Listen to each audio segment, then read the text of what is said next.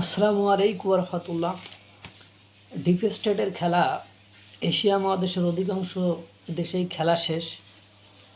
এখন deep state অর্থাৎ America আর ইউরোপের ষড়যন্ত্রে ভারতকে কুপঘাত করতে চায়, কিন্তু ভারতকে কুপঘাত করা এতটা সহজ নয় যতটা সহজ ডিপ স্টেটের রাষ্ট্রগুলো মনে করে।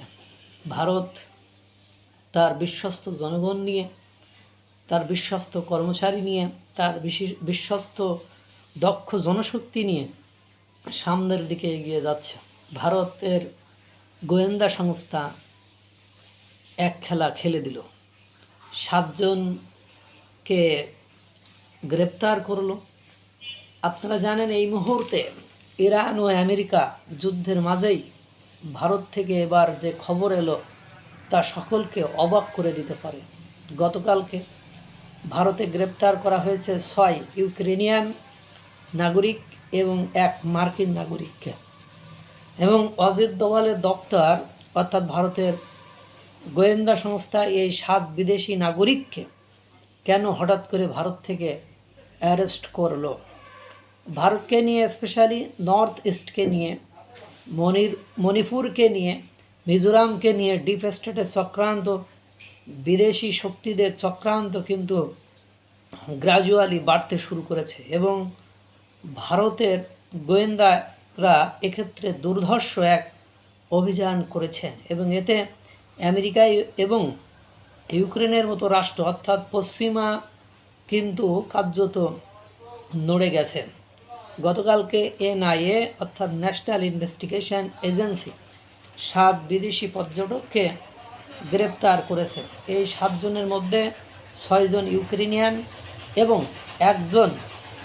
একজন আমেরিকান। এদের বিরুদ্ধে অভিযোগ হলো মূলত এরা ভারতকে ট্রানজিট করিডর হিসাবে ব্যবহার করেছিল এবং এরা বিদেশি হওয়ার সুবিধায় বা ভারতে খুব সহজেই ভিসা পেয়ে ভারতে এসে ভারতকে অপারেশনাল বেস করে মায়ানমার পর্যন্ত এদের জাল বিস্তার করেছিল। এবং ভারতের নির্দিষ্ট নর্থ ইস্ট অর্থাৎ মিজোরাম এবং মণিপুর বিভিন্ন বিদ্রোহী গ্রুপের সঙ্গে এরা বিভিন্ন কর্মকাণ্ডে নিযুক্ত ছিল।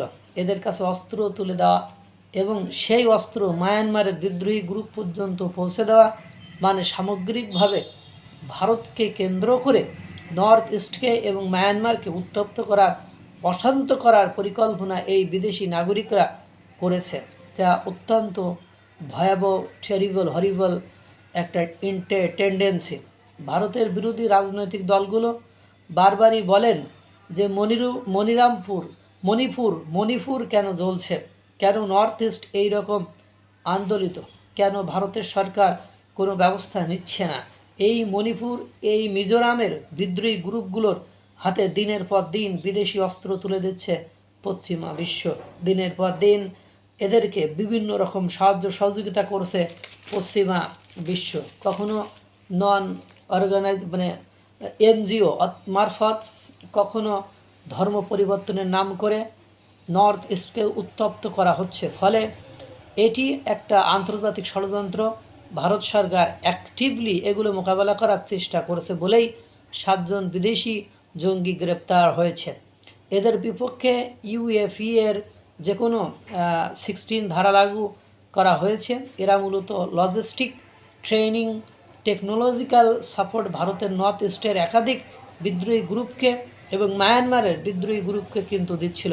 এরা সহজে ভারতবর্ষে আসতে পারে, এরা নর্থ ইস্টে মুভ করে এবং উত্তর পূর্ব অংশ দিয়ে এরা অবৈধভাবে মায়ানমার পর্যন্ত পৌঁছে যায় এবং মায়ানমারের বিভিন্ন আর্মড গ্রুপকে এরা অস্ত্র তুলে দেয় এবং আলটিমেটলি এই নর্থ ইস্টকে কেন্দ্র করে এক পুরো পরিধি জুড়ে এদের জাল বিস্তার লাভ করে। কখনো মায়ানমার বিদ্রোহী গ্রুপের সাথে মিজোরামের গ্রুপের কানেক্টিভিটিতে ভারত অসন্ত হয়, কখনো ভারতের বিদ্রোহী গ্রুপ এবং মায়ানমারের বিদ্রোহী গ্রুপের কানেক্টিভিটিতে মায়ানমারের আর্মির